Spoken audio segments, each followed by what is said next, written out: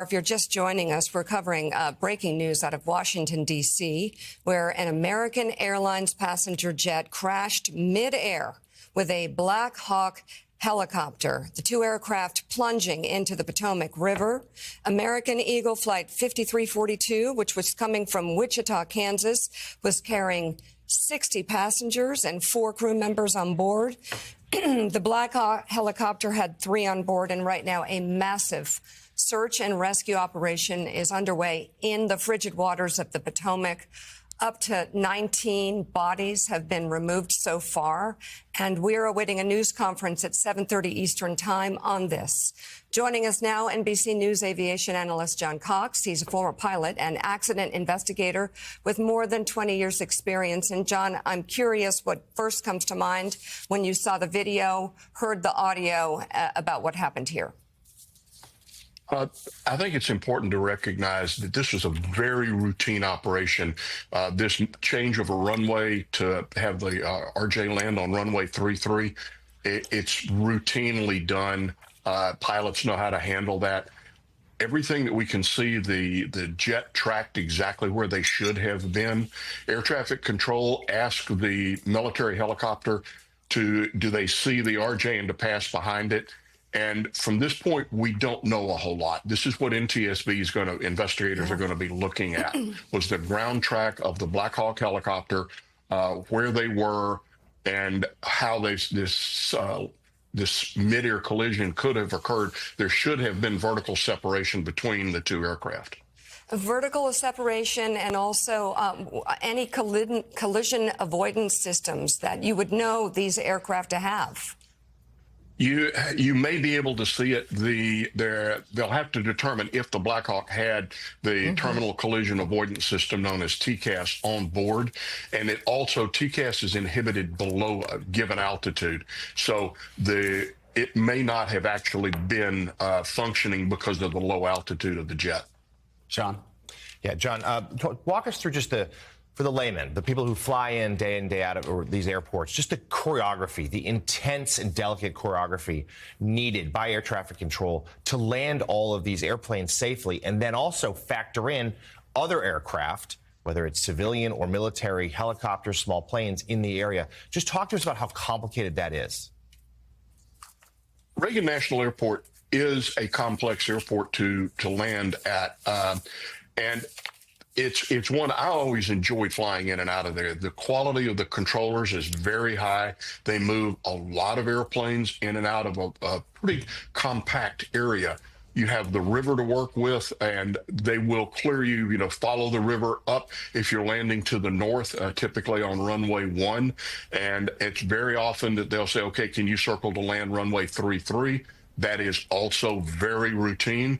And then you oftentimes see helicopters below you coming southbound from further up in the district. So everything that's the setup here was totally routine. The air traffic control transmissions, they're all routine. So it's the last few seconds where something goes horribly, horribly wrong, and that's what the investigators are going to be looking at. John, good morning. Given everything you know so well about aviation and understand about air traffic control and about this airport itself, what are your instincts telling you? We don't want to speculate what happened here, but equipment failure, pilot error, what all is in the mix here as you assess what happened? Willie, it's early, and we've got a lot more questions than we have answers.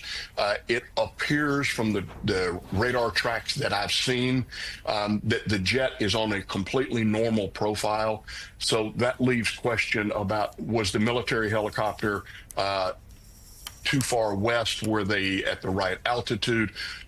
Those are questions that are unanswered at this point. So, and the investigators are going to have to look at this very carefully, and they're going to dissect every second that led up to this collision. But right now, as to speculate on possible cause, it's too early. As you look at what happened here, I think to the layman, again, watching, wondering, is it normal, is it typical for military aircraft to cross and fly through a flight pattern of a commercial airplane that's landing at a heavily traveled airport. Did that look unusual to you at all, or is that just the nature of Washington and that airport? A little bit of both. It is routine to have helicopters below you as you approach, particularly on that circle to land or runway 33. But they're typically on the east side of the east bank of the river.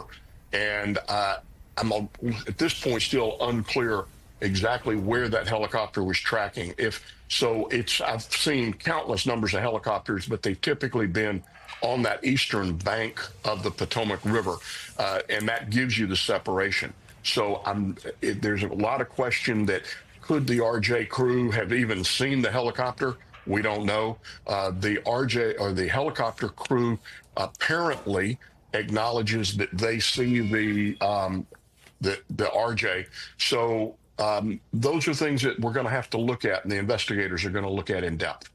And John, Willie had asked you if it was unusual for a helicopter to pass under the flight path of a commercial jet on its final approach, and you said it does happen, but at 300 feet, at 400 feet, that's what seems so unusual to me that they wouldn't go, half a mile further up the Potomac before cutting across. The jet is on a descent profile. There is an instrument approach to that runway, and if you watch, the jet is on a routine descent profile. Right. As to the altitude and the exact flight path of the helicopter, that's a little less certain at this point. So we're going to have to wait and see where the helicopter was and its altitude. They have a limited altitude, which I believe is 200 feet to come down the river. But were they at that altitude? And that's things that the investigators are going to look at. But it is not uncommon to see a military helicopter below you as you approach that runway. So I'm wondering, sir, and again, I'm just reviewing for our viewers who are just waking up this morning, Flight 5342, passenger jet coming into Reagan National Airport from Wichita, Kansas, collided midair with an Army helicopter, plummeting into the Potomac River. The crash at DCA at 9 p.m. last night, happening at one of the most tightly monitored and busiest airspaces. And John, I'd love to ask you just about congestion in the area, and if you know or have gathered any information about that increasing of late. Washington Reagan National has always been a congested airport. There's a lot of airplanes that move in and out of a small geographic place. It is a place where professional pilots operate in and out of there. Most of us know the routine, and you expect certain things in and out of Reagan National. And it works. It works very well. The air traffic controllers are some of the best in the world. So exactly what happened here, we don't yet know. And the helicopter crew, they're also specially qualified to fly this particular route. So you have very highly qualified pilots. You have very highly qualified air traffic controllers. Now the question is, what occurred last night that led to this tragedy?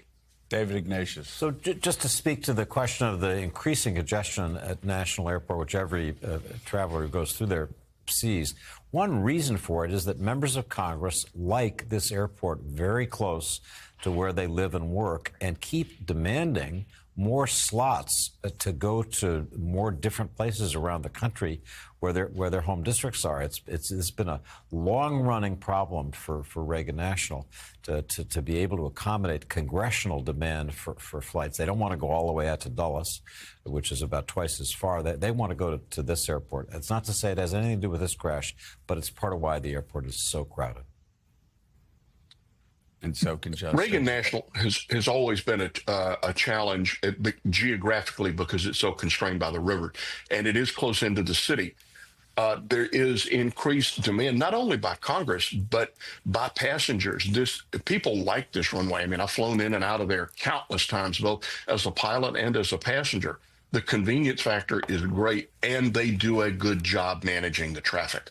So they have been able to expand to now where there are nonstop flights to the West Coast, and the demand has been there. So part of this is the airport responding to the commercial demands that the passengers have made, and that it makes perfect sense. And John, obviously this airport deals with more military traffic, aircraft traffic than most. My question to you, a technical one, are there two different communication systems here? Does the civilian air traffic control operate differently than what the military helicopters would be listening to? We know that it seems that the air traffic controller did communicate with that helicopter, but are there communication issues? Talk to us about, are there different levels? Are there moments of confusion possible? The jet, the regional jet on the American flight is operating on a VHF radio, very high frequency radio. The military is very likely using a UHF or ultra high frequency. So the pilots, both pilots can hear what the air traffic controller says, but they may not be able to hear what each other says. So, and this is a routine concern when you have civilian and military aircraft operating in the same airspace. So the military uses UHF radios, and the civilian world uses VHF.